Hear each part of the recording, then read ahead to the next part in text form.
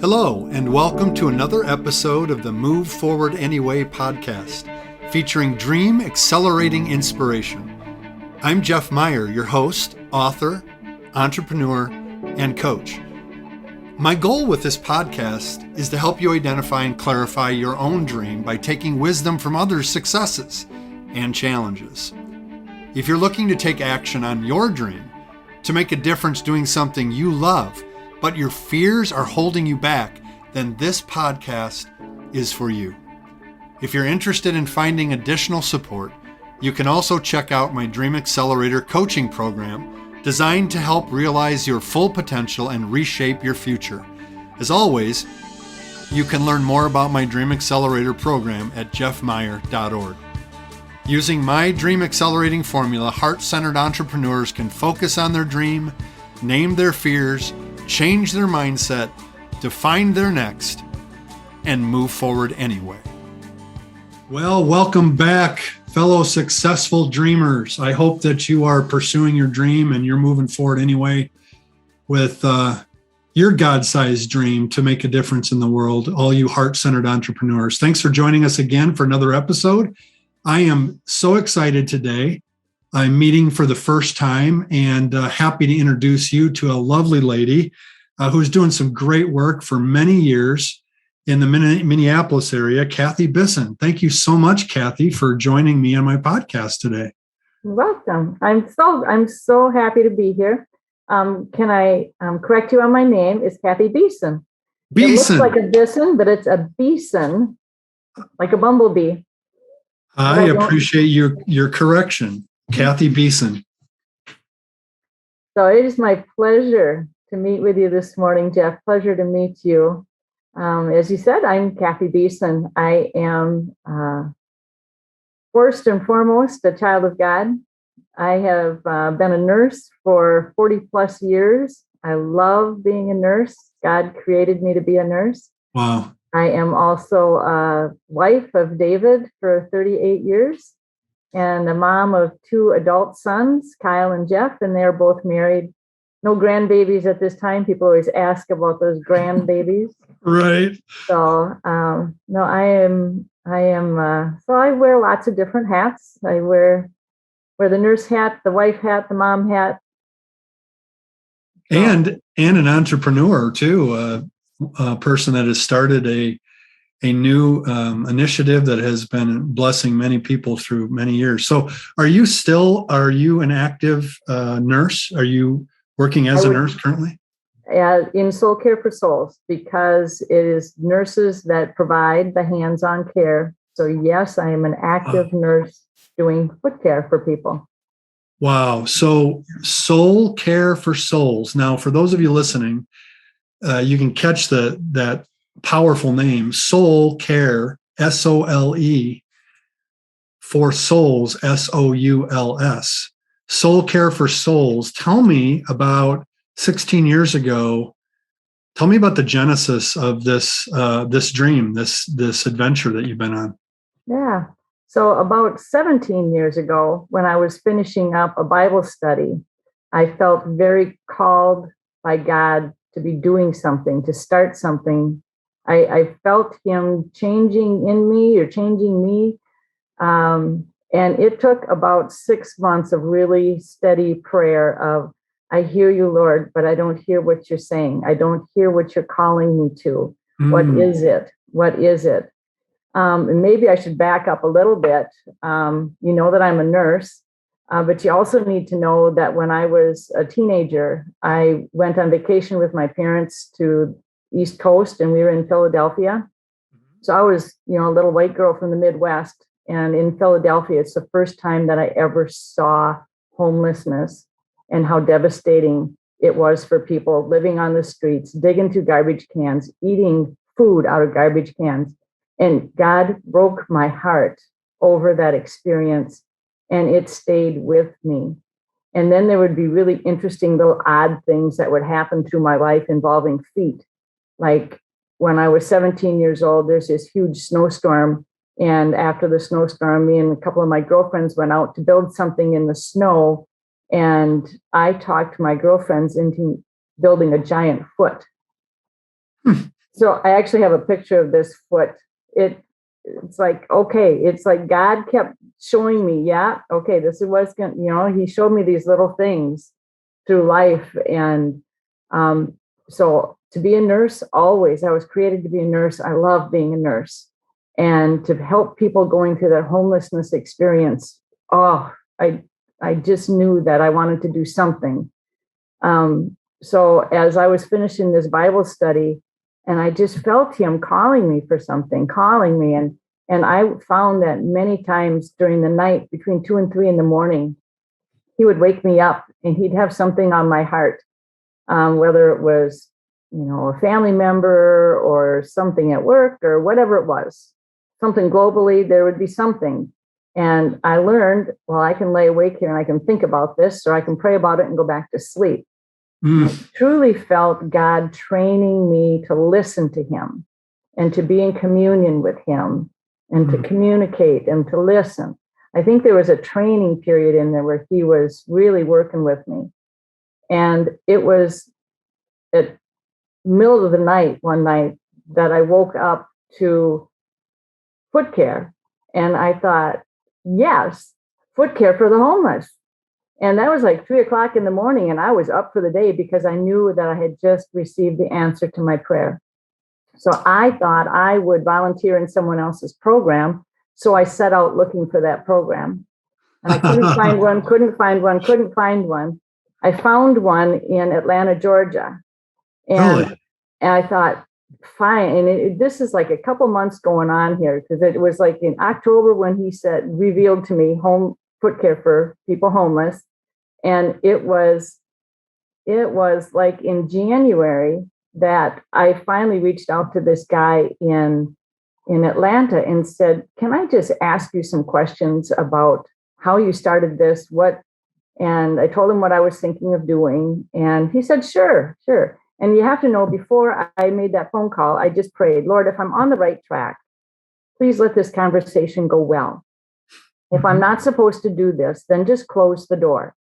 So I call this guy and we're talking, and he keeps referring to this website. And I said, Dan, I don't know what website you're talking about. And he said, well, the one where you found my name. And I said, I found your name on the church's website, that you're the coordinator. And he said, no. I have another website, how to start your own foot care clinic for homeless men and women. What? God knows me. He knows I need the 2x4 up the side of the head to get the message. Oh my goodness, that is such a great story. Yep. So I started, and then there's just so many God moments through all of this, and how naive I am in starting this. So I'm with my Bible study group. I'm all excited. I'm sharing what God has finally revealed to me. And like a couple weeks later, one of my fellow members brings me this big bag of towels. She said, I was cleaning out my closet. I don't need all these towels. And I figured you would need them. And that's what started happening. People just started bringing me stuff. And at this point, yes, I'm an experienced nurse, but I don't know foot care. But yet he has me working at a surgery center where I know podiatrists who do surgery there. Wow. So I connected with a podiatrist and told him what I was going to be doing. And I said, can I get some tips from you? Can you give me some training? So he was extremely helpful, helped me do that. And then I said, I need to order tools. And he said, what do you need? I said, I don't know. What do I need? So he made some recommendations, and I placed the order through his office for these medical tools. 2 weeks later, I go in to pick them up. And he says, so tell me again what you're going to do. So I explained that I was going to be going down to a place in South Minneapolis to provide care for people that were homeless. And he said, that's what I thought. No charge for the instruments. Oh my goodness. And this is like over $600 worth of instruments that he's just given me. So that's what God kept doing. He just kept giving me things. So the day finally started, end of May of 2006 was the first time I provided foot care. And again, I'm going into this little spot where I don't know anybody. And I just said, Lord, again, if I'm on the right track, please just give me one person please, may I have one person today? He gave me 5. Our God is an abundant God. Yeah. We ask for a little bit, and he gives us so much more, so Wow. much more. So that was the first care at the first site, and it was very small location, or a little area in this back of this little store is what it was. It was a food and clothing distribution area, and I was in this little back hallway. So I had friends that offered to help me, but there was literally no space that they could come help me. So I was there by myself for about a year. And then again, I felt God calling me to start to do something more. I always felt this, there's going to be something more, but I didn't know what it was. I just did day at a time and see what God reveals. So I had a client come in that I had known for, several months. And he was telling me about this outreach at his church. And I thought to myself, maybe we're supposed to go there and provide care. So I prayed about that. And this gentleman's name is Nathan. And his typical thing, if he was in to see me for foot care, I wouldn't see him again then for a month. He wouldn't be back into that area. So I asked God, if I'm supposed to go to this church, to this outreach area, let Nathan come in again next week and talk to me. Sure enough, there he was next week. So I took SoleCare to this church. I met with that pastor, told him who I was, what I'd been doing. Could I come there and provide this service? And he said, sure, give it a try. And so we started at this church, and there was more space. So my friends that had offered to help, they came and started helping me. And then I just looked at the numbers. Well, I could do that much by myself. I can do this much with my friends. What can we do if we really tried? So then we intentionally put together the volunteer pool, and I intentionally made steps forward then to make SoleCare for Souls its own 501c3. So people that were giving me stuff could write it off on their taxes if they chose to. So it developed into its own 501c3. From those 2 sites, then we grew to a couple more sites. And before the pandemic, we were at 4 locations. Now, at the point where we are right now, we're at 3 of the locations. Wow. And a little bit modified, but we're able to be out there reaching and serving people again. And we only had a little break in the action for about 6 weeks or so, because I get kind of persistent. And I saw no reason why we had to be out of there if we used proper, masks and stuff like that. And I said, we're already medical. We're already cleaning everything. So we got back in and we were doing that foot care. Wow. So I think the fact that you're a nurse and that you have other nurses gives some credibility and allows you to survive this pandemic and build trust with the people you're serving too. That's amazing. There's so many things I want to touch on here. Couple things for my listeners. Did you notice how Kathy talked about how important listening is in your pursuit of your dream?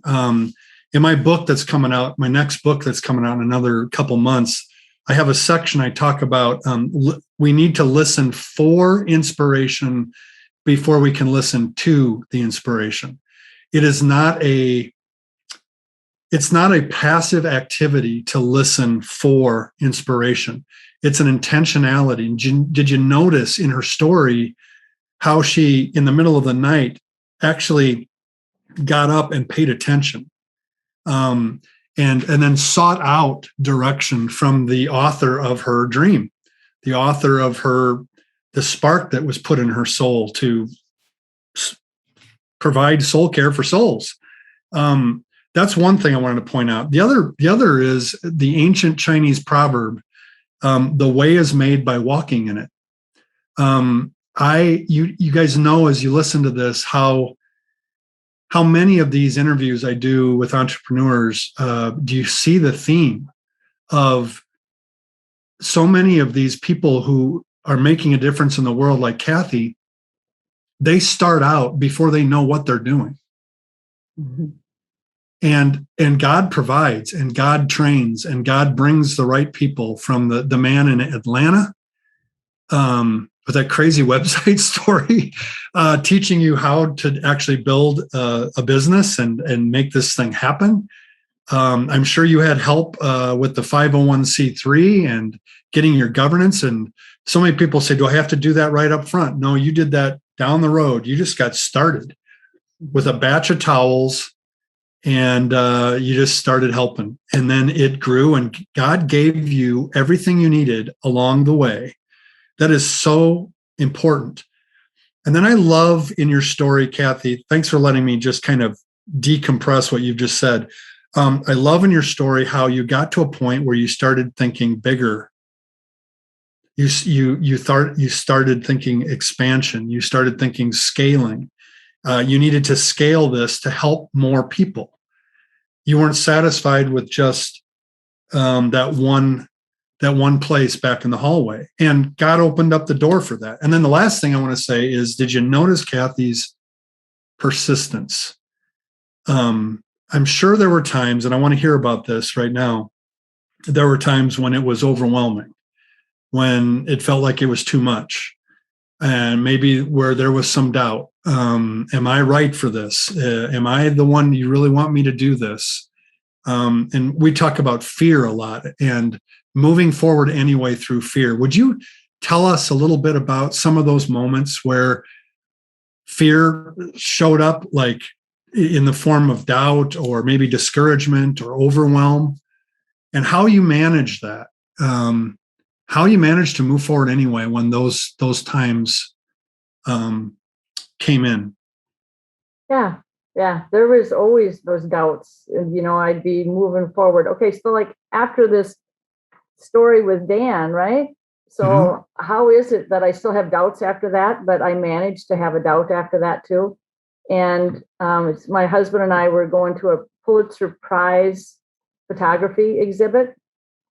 And it was at a museum in Minneapolis. And we went there, and it was the photographs were laid out according to decade. So it was really jammed up around like the World War II era and everything. And I said to my husband, I'm going around the corner over there. I'll come back here later. I don't want to deal with all those people. I can't see anything. So I rounded the corner, and there on the wall was a picture of a homeless man. So I walked into this museum with doubts in my head if I was really supposed to be doing this. I walk around this corner, and I see this picture of this homeless man. Actually, he's right here. There. Oh, there he is. Wow. I have the photograph in my office. Yeah. So, wow. I looked at that, and I thought, oh, and I just got overwhelmed. And then I looked at the caption underneath, and it was taken in Philadelphia. And I just about fell on my knees when I read that. It was, I have to tell you, if you feel overwhelmed and like you shouldn't be doing it, just talk to God, and He will assure you in really profound ways sometimes. That just rocked me to the core there. That was the thing that really told me, yep. And we've been working on this for a long time, Kathy, is God talking to me. It started as a kid. You wanted to be a nurse. I brought this homelessness into your life. You became a nurse. You've got all these experiences. It's just like you said, I have been preparing you for this all your life. Yes. Yes. And as the different, I worked in the hospital for 20 years. I worked at a surgery center. So I learned other things like protocols and procedures and all that stuff that nurses don't like to do, but we have to. Well, I had to implement some of that into this program too. And then I knew how to do it because of the past experiences God had provided for me. Wow. And there were many times that I would say to the Lord, I don't know how to do this. And it was like stretch and grow and learn to do it, or here's your help. Yep. Like you referenced the 501c3. So when I put that out there verbally out loud, maybe I should do a 501c3. Then I had someone that said, well, here's the lawyer that'll help you do this, right? And so I met with this lawyer, and she gives me this stack of papers that's like 3 inches deep. And she said, you just need to fill this out. It's like, okay, yeah, just. That was overwhelming to me. However, I went home a few days later, said, okay. I set everything else aside, and I said, Lord, I'm just going to read through this, and then I'll deal with it. So I just read through it to get familiar with what I needed to do, and realized that in the first reading through, half of it didn't apply to me. So I got rid of half the papers. Then the next day I said, okay, Lord, I'm going to go through and answer the questions I can. Those I can't, I'm going to flag according to what I need.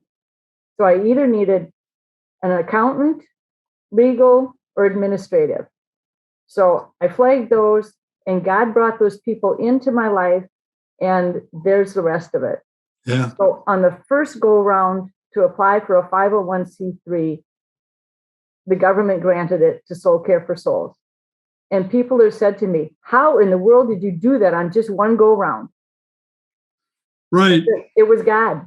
Yeah. It was God. Yeah. And yes, he has stretched and grown me many times. Oh, man. But then many times he has just said, here's your help.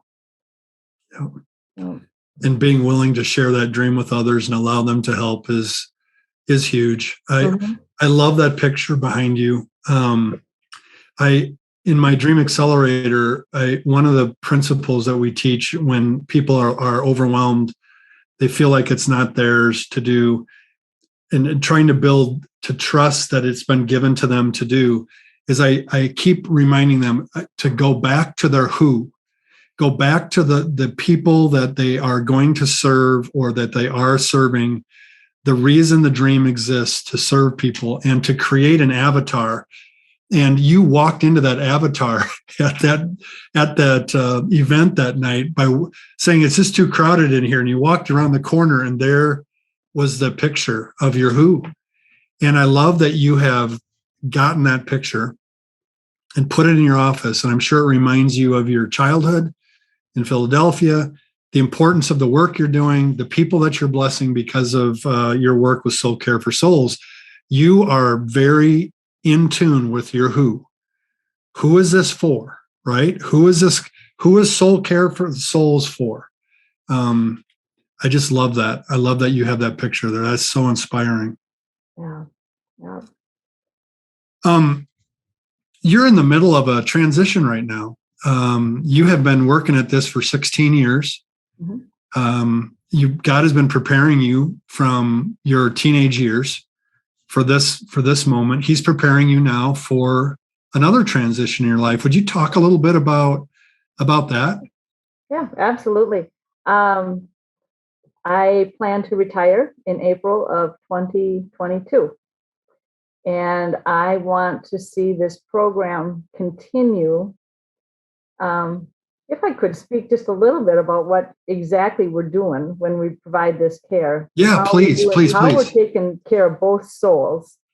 So SOLE, obviously, we're taking care of their feet, but the SOULS, the heart portion of it, their feet give us access to their heart.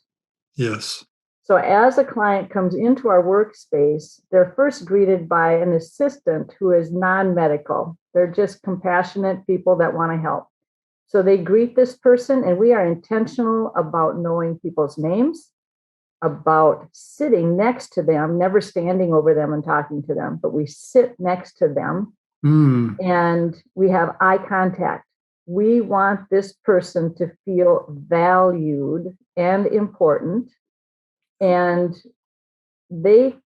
our assistant will talk to the client, brief intake form, name, date, where we're at, and then the most important thing on that form, their prayer request. We tell them that we have a prayer team that will be praying for them over the coming week. What is going on in your life that we can be praying about? So that's how we take care of that soul. at the time that we're with them, if everybody feels comfortable, if we feel called, we'll pray for them right then. But definitely for the coming week, we pray for them. So now to my retirement, obviously I want this program to continue, but also I have had so many clients praying over the years that their prayer request is for SoleCare to always be there. That's a lot of our clients' prayer requests, is that SoleCare is always there. So God is answering that. And in 2012, one of the care sites that we started was at a place called Cedar Crest Church in Bloomington, Minnesota.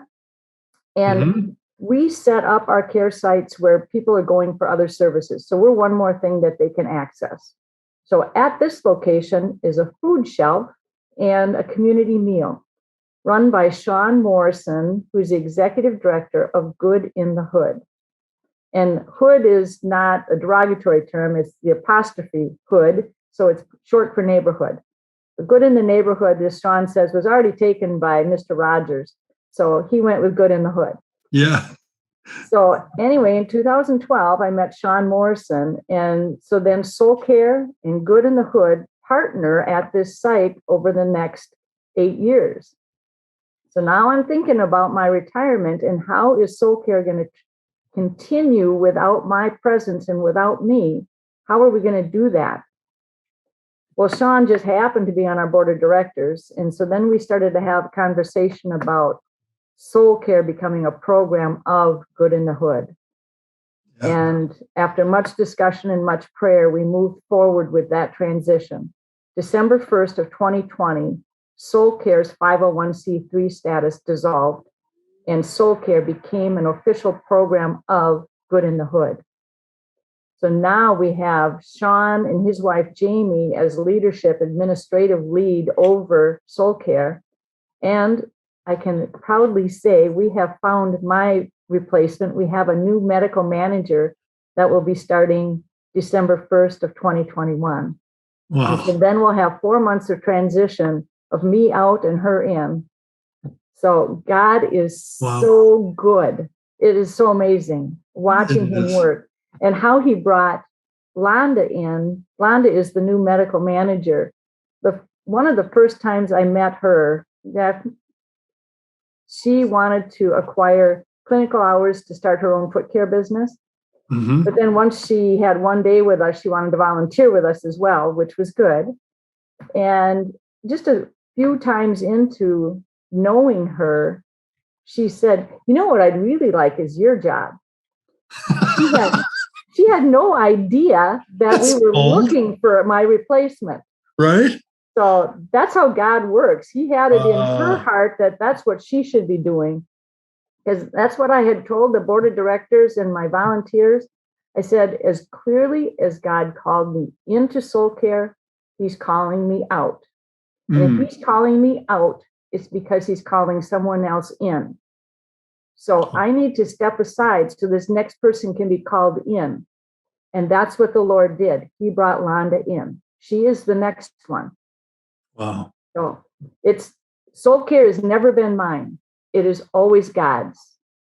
He asked me to start it, and then he asked Sean and Jamie now to manage it, and he's asking Londa to run the clinical sites.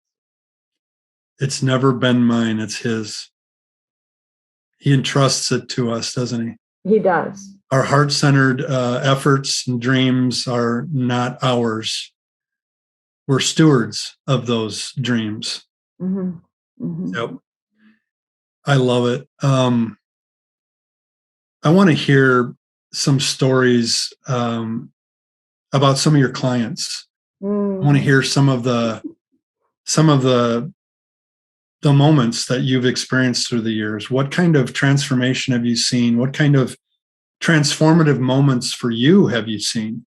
Because that's the other thing. When we work on our dreams, it's not always just about helping others. And you, just from the way you pay attention to the details of sitting beside someone instead of over them and eye contact, you're partners with people. You're providing care, but there's a reciprocal nature to your ministry too.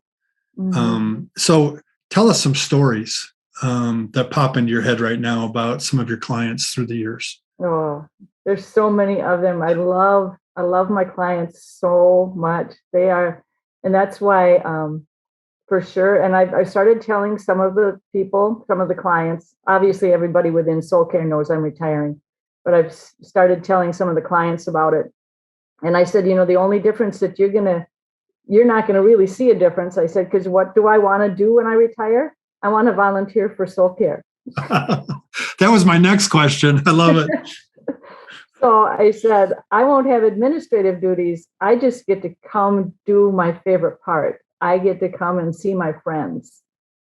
And wow. And they are my friends, people that I've gotten to know. And even if it's just the first time you ever meet them, we want them to know that we welcome them into our SoleCare family, to the point that we ring a cowbell when they join us for the first time.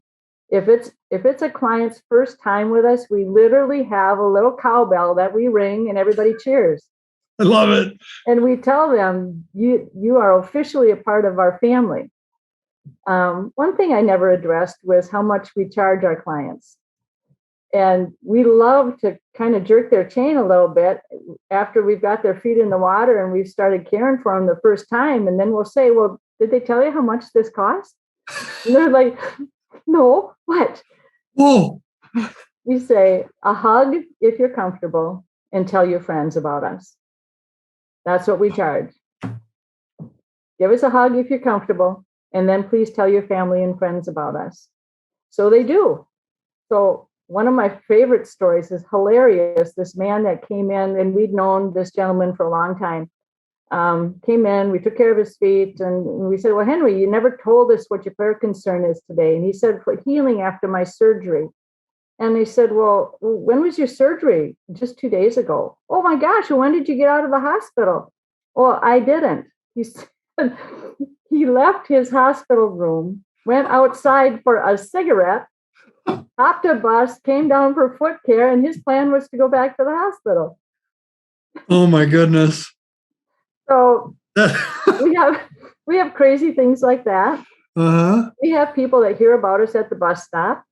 We have, people that come in and just are brokenhearted over, the death of their mom, or this happened in their family, or that happened in their family.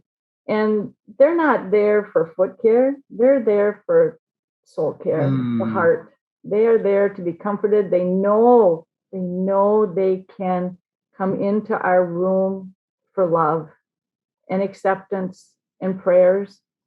They can come see us every 4 to 6 weeks for physical foot care, but we tell them you can come in our room every week for prayers. And sometimes they do that. They just need a friendly face. They just need a hug sometimes, just like we do. Yeah, right. Sometimes I have a bad day and I just need my husband to give me a hug and hold me. That's well, right. What do you do if you're on the streets and you're by yourself and you haven't been touched for a long time? Mm-hmm. One of the stories that one of our assistants, that breaks her heart and it makes her cry every time she tells it, is there was a gentleman I had provided care for. And when we were finished with care, I gave him a hug and he had tears in his eyes. And he said that he had just been released from prison. And this was the first physical touch he had had in months. He'd never been touched for months and months. And it just, so to break through some of those barriers and to share life with people, if we just see them one time, we want to make it meaningful. If they come back to us a bunch of times over the years, that's wonderful too. And it just develops the relationships deeper. And they're just such beautiful people. There's the only difference between my clients and me is a few dollars and a life circumstance or two. That's the only difference. They have birthdays, they have anniversaries, they have, celebrations, they have funerals. They've got life like we do. And while some of our population that we care for are those homeless, it's also people staying in the area that are just financially constrained, that they can't afford to have this care done. And some of the feet, I mean, I can't show you pictures on this podcast, but some of the feet, and we have transformed them. They'll say, it's like getting a new set of tires. Right. The physical. I have this picture as you're talking about the upper room on Monday, Thursday. For those of you who are listening that may not know that story about Jesus' life, the day before he was executed, the day before he was crucified, he washed feet. And he, at the end of that, and of course he gets to one of his followers, one of his disciples, Peter, and Peter says, "No, Lord, you're not going to wash my feet. You're not." And we can see the human pride in that, right? There's a vulnerability when we offer our feet to another person to care for, right? There's a deep humility that happens with that on both sides, the one who's washing and the one who is offering up their feet. And I was having that picture and thinking about Jesus' words at the end of that. He said, "You will be blessed if you do this. I have modeled this for you tonight." It was more than just an exercise. He's saying, I want you to go and wash feet. I want you to go and take care of feet. And we so often in the church space, we make that symbolic. Like, maybe he's not calling you to wash feet, but he's calling you to serve people. But I love that, Kathy, in your story, I mean, literally, he was calling you to take care of feet. And then as an entry point to the soul of a person, to understand that they belong, they're valued by God and by their fellow human beings. I just so inspired by your story. I want to ask you, if you can, I don't know, maybe you can't, but I'm going to ask it anyway. So tell me, how many volunteers, how many assistants, how many, and there's a reason I'm going here, how many nurses in your team of servants are in and serving in SoleCare for Souls? Currently, we have about 50 active volunteers. 50. Okay. And no one gets paid? No, just me. No one gets paid. And we did start a new site recently up in St. Cloud. So, and you're expanding out of the cities. Wow. Yeah. It was started by a couple that had served at one of our other locations.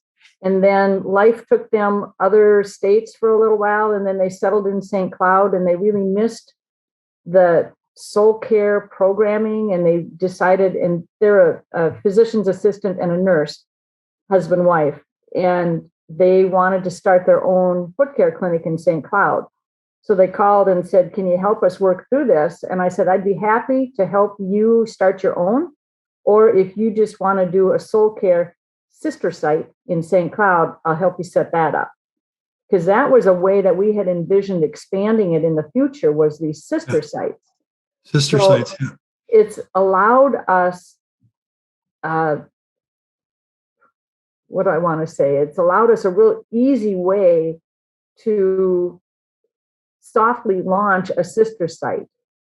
So if you're listening to this podcast right now, and this has sparked a dream in you that you've been thinking about, is it possible for people to start sister sites working with you that maybe not even in Minnesota? Absolutely. Wow. That's the big big vision. That's the big dream. That's the big dream. I love it. I have always known that I didn't possess what's needed to do that. And so I see that's one reason God wants me to step aside, to get the other people in that can do the big dream. And he is Kathy, actively doing things right now to make that happen. So yes, to start sister sites wherever. And my clients that come from other states will say, "Oh my gosh, nobody else has this. No, we need this everywhere. Why aren't you here? Why aren't you there? Why aren't you Okay. Yeah. So Okay. it is greatly needed, greatly Yes. needed. Let me, so 50 volunteers, how many clients have you served through the years? Over 24,000. Whoa. Wow. And the reason I'm asking this is I just want to make a point. So I want to go back to that part where you said the day one, you go to that back hallway. I'm just trying to picture that, right? With your towels and your $600 worth of equipment, and you wheel it in and you sit down and you just say, Lord, just give me one. Just give me one person today. That's where the dream started. That just really speaks to me. And he gave you 5 on day one. And now 50 volunteers, 24,000 plus clients, a new town, a new city, St. Cloud, and who knows how many other cities and other places around the globe are going to be a part of this SoleCare for Souls. God knows. God knows. Thank you for your faithfulness, Kathy, in listening well and obeying. So I tell people this in the Dream Accelerator and trying to get people into the Dream Accelerator. I say, what happens if you don't do this? You're so many people, when they have a dream or they have this spark that God has given them, right? They immediately jump to, oh my gosh, what's going to happen if I do this? What's going to fail? What am I going to lose? But they don't always ask the question, what will happen if I don't do this? What would happen if I don't pursue this? And I just want to point out, if Kathy wouldn't have said yes to this dream that was placed in her heart, I would say even as a teenager, even before she knew what it totally was, if she wouldn't have said yes along the way, 24,000 plus people, 50 volunteers, and we're just getting started. So you guys, as you're listening to this, you've got to think about that side of the question too. What's going to happen if you don't invest in this, if you don't pursue it? I always tell people to don't ever be afraid of what God asks you to do, because it's what he created you to do. And I tell people, I am the perfect example of this. If I was not created to take care of feet, I would not be passionate about what I'm doing. Because, okay, when you're looking for volunteers in our program, okay, first they need to be Christ followers because of our prayer aspect. Yeah. And then, okay, so if I'm looking for the nurses, so first I got to find the Christians. Now I got to find the nurses. Now I got to find the nurses that'll touch feet. Yeah. And there's a lot of them that say, right? I'm not going there. I'm not. What is so important about feet? What's so important about feet to you? As a nurse, what is really important about feet is their feet take them everywhere they go, everywhere. And so are yours and mine. And we don't think about them unless it hurts. If I get up in the morning and my feet feel fine, I don't think about them when they hit the floor. I'm just off and running and starting my day. But if, say, I'd been on a long hike the day before and I have a blister, well, when my foot hits the floor, I go, ouch, ooh, that's right, I got that blister there, that hurts. Okay, now think about if you're that person that is living on the streets and everywhere you go, your feet have to take you. And every step you take hurts. Pretty soon you start limping. Pretty soon you have a knee that hurts, or a back or a hip. Something else is hurting because you're trying to compensate. Or maybe you've developed an infection where there used to be a blister and now it's infected. Maybe the person has diabetes and they get this infection. Have we potentially saved limbs because of the foot care we're doing? Yes, we have. Because we've seen that example in a couple of our clients. And so healthy feet make for a healthy body. Yeah. So medically, it is very important.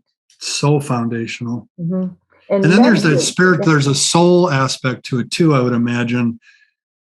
It's just, it's such a vulnerable space to share your feet, to put your feet into the hands of another human being. There's something so deep and vulnerable about that.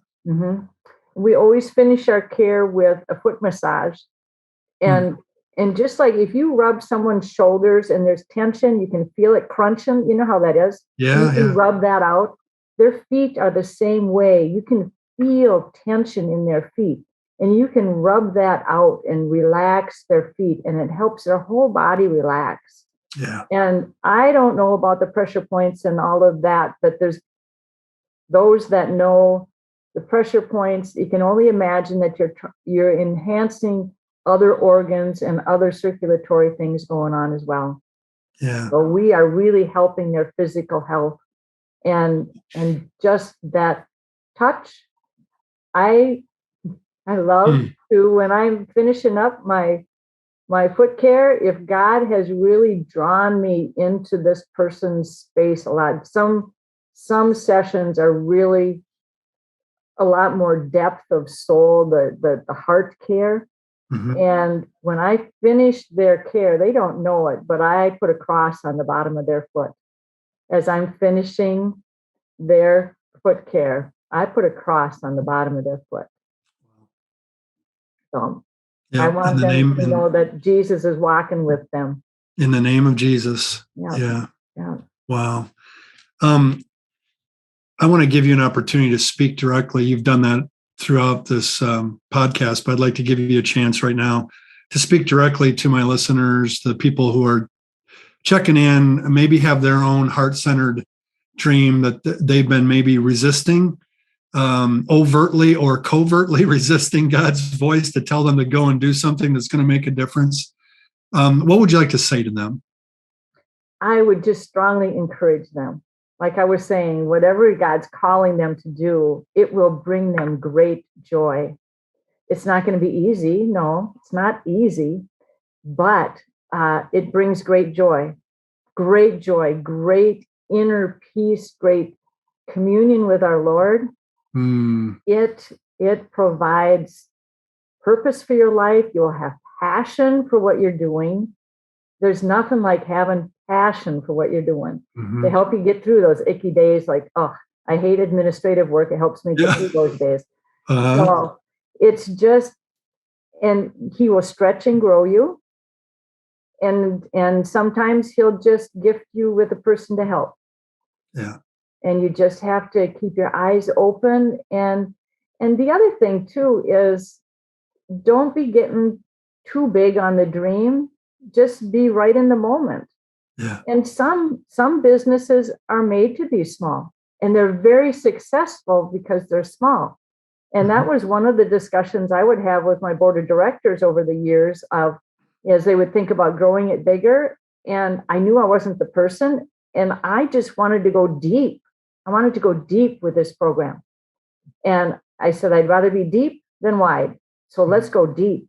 And I think what happened over that time then was the program got very solidly developed. And now that it's solid, now if God chooses, it can go bigger. So likewise, for the listeners, don't be thinking success is based on numbers. It's based on your heart, your servant attitude, and the depth that you put into it. Yeah. And whatever it is that you want to do, a coffee shop on the corner is as successful as Starbucks across the country or the world. That's right, because it's what you've been designed to do. Right. Wow. We were just having our coaching session, the Dream Accelerator, last night, and one of our big conversations was going before you know. There was a client that was trying to build the perfect program before they launched. And I loved her story. You just went, and it got developed as you went. Your program, all of the ways that your volunteers interact, that didn't happen from day one. You discovered that as you went. And that's how it got deep. it got deep by going, right? Mm-hmm. Yeah. And always listening to other people's ideas too. It's like when new volunteers come in, right. I always encourage them, ask questions. If you see a better way of doing something, please tell me. Because sometimes the reason we do it is because we've always done that. Sometimes I have a real good reason. Yeah, right. Sitting beside someone, looking them in the eyes, right? Yeah. Yeah. Wow. Just awesome. I could talk to you all day long. We'll probably have you come back after your retirement and have you back on the podcast again. You were delightful. Thank you for spending time with me and sharing your life and sharing this valuable ministry with our listeners.